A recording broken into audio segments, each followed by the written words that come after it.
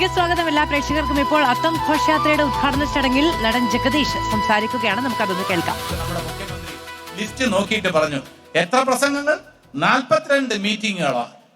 ജഗദീഷ് ഏട്ടൻ അത്രയൊന്നും പ്രസംഗിക്കണ്ട, ഒരു 21 അല്ലെങ്കിൽ 22, അതിൽ കൂടുതൽ വേണ്ട. അന്ന് ഞാൻ അദ്ദേഹത്തിന്റെ ആ പ്രത്യേകത മനസ്സിലാക്കി.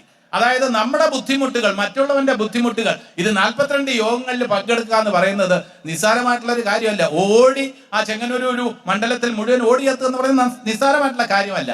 ഇന്ന് അദ്ദേഹത്തിന്റെ ഞാൻ വന്നോടൻ സംസാരിച്ചത് എന്താണെന്ന് നിങ്ങൾ പലരും ചിന്തിക്കുന്നുണ്ടാവും. ഞാൻ അദ്ദേഹത്തോട് സംസാരിച്ചത്, CM അങ്ങയുടെ പ്രസ് മീറ്റ് കാണാൻ ഞങ്ങൾ താല്പര്യപൂർവ്വം ബുധനാഴ്ചകളിൽ കാത്തിരിക്കുന്നു.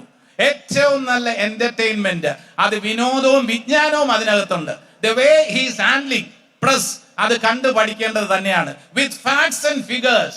അതല്ലാതെ സൂപ്പർ ഫ്ലോസ് ആയിട്ടുള്ള ഉപരിപ്ലവമായിട്ടല്ല ഡീൽ ചെയ്യുന്നത്, മറിച്ച് കാര്യങ്ങൾ പഠിച്ച് അപഗ്രഥിച്ച്. പ്രതിപക്ഷ നേതാവാകുമ്പോഴും എന്റെ ജ്യേഷ്ഠൻ, അദ്ദേഹം നിയമസഭാ സെക്രട്ടറിയിൽ സ്പെഷ്യൽ സെക്രട്ടറി ആയിട്ട് റിട്ടയർ ചെയ്തതാണ്. നിയമസഭയിലെ പ്രസംഗങ്ങളെല്ലാം ക്രോഡീകരിച്ച് പുസ്തക രൂപത്തിൽ പ്രസിദ്ധീകരിക്കുന്നു എന്നതുപോലെ തന്നെ നമ്മുടെ മുഖ്യമന്ത്രിയുടെ പ്രസ് കോൺഫറൻസുകൾ എല്ലാം തന്നെ അച്ചടിച്ച് പ്രസിദ്ധീകരിക്കണം എന്നാണ് എനിക്ക് പറയാനുള്ളത്. അത്ര താല്പര്യത്തോടുകൂടിയാണ് ജനങ്ങൾ കേട്ടിരിക്കുന്നത്. ഇത് രാഷ്ട്രീയമല്ല.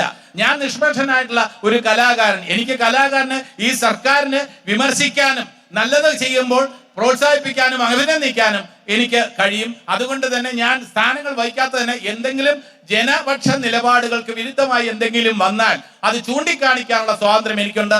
അത് ഞാൻ ചൂണ്ടിക്കാണിച്ചാൽ അതിന് വേണ്ട പരിഹാരവും അദ്ദേഹം സ്വീകരിക്കുമെന്ന കാര്യത്തിൽ എനിക്ക് യാതൊരു സംശയമില്ല. അനൂപ് ജേക്കബിനെ കുറിച്ച് പറയുകയാണെങ്കിൽ, TM ജേക്കബ് സാറുമായിട്ട് ഏറ്റവും അധികം ഉണ്ടായിരുന്ന ഒരു കലാകാരനാണ് ഞാൻ. അദ്ദേഹത്തിന്റെ കുടുംബവുമായിട്ട് നല്ല ബന്ധമുണ്ട്. അനൂപ് ജേക്കബ് ഇവിടെ നിൽക്കുമ്പോൾ ഞാൻ ജേക്കബ് സാറിനാണ് ഓർക്കുന്നത്. ആ സ്നേഹവായ്പ കാളവയൽ മത്സരം ഒക്കെ തന്നെ ഞാൻ അതിൽ പങ്കെടുത്തിട്ടുണ്ട്, ജേക്കബ് സാറിന്റെ ക്ഷണം സ്വീകരിച്ച്. അതേപോലെ തന്നെ നമ്മുടെ ഫ്രാൻസിസ് ജോർജ് സാറ്, അദ്ദേഹമായിട്ട് ഞാൻ വർഷങ്ങൾക്ക് മുമ്പ് ഞങ്ങൾ ഫ്ലൈറ്റിൽ പോകുമ്പോൾ അന്ന് അദ്ദേഹം വളരെ സമയമെടുത്ത് എന്നോട് ഓരോ കാര്യങ്ങൾ സംസാരിച്ചപ്പോൾ വളരെ സത്യസന്ധനായിട്ടുള്ള ആത്മാർത്ഥതായിട്ടുള്ള ഒരു നേതാവിനെ ഞാൻ അദ്ദേഹത്തെ കണ്ടു.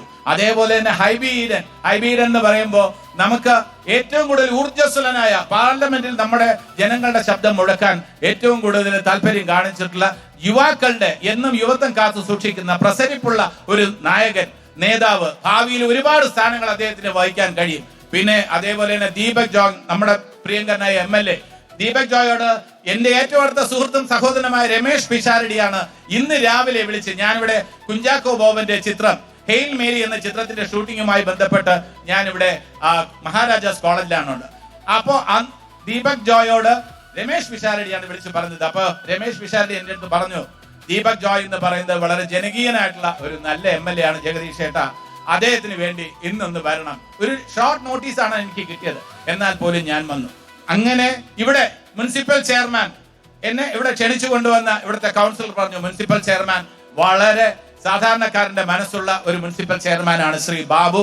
അപ്പൊ അതൊക്കെ കേട്ടപ്പോൾ സ്നേഹത്തിന്റെ മുഖങ്ങളാണ്. ഇനി സ്നേഹത്തിന്റെ മുഖങ്ങളെ കുറിച്ച് പറയുമ്പോൾ ഒരു വാക്കുകൂടി എനിക്ക് പ്രത്യേകം പറയാനുണ്ട്. ഞാൻ ഉടുത്തിരിക്കുന്ന മുണ്ട് നിങ്ങളൊന്ന് കാണുക. ഇതെന്താണ് ഇത് കാണിക്കുന്നതെന്ന് വെച്ചാൽ, ഇത് ഓണക്കോടിയായി ശ്രീ കുഞ്ചാക്കോ ബോബൻ എനിക്ക് ഇന്നലെ സമ്മാനിച്ചതാണ്.